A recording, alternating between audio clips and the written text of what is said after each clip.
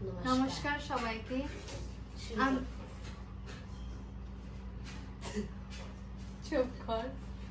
নমস্কার সবাইকে। হারমোনিয়ামে আমি রয়েছি, তারপরে আমার ভাই রয়েছে। তো আজকে আমি নতুন গান তুলেছি। এটা শিল্পী হলো আব্দুল আলিম। তো ওনার গানটা আমার খুব ভালো লেগেছে, তাই আমি এটা আজকে তুলেছি। তো যদি এটা ভুল হয় তাই ক্ষমা সুন্দর দৃষ্টি দেখবেন।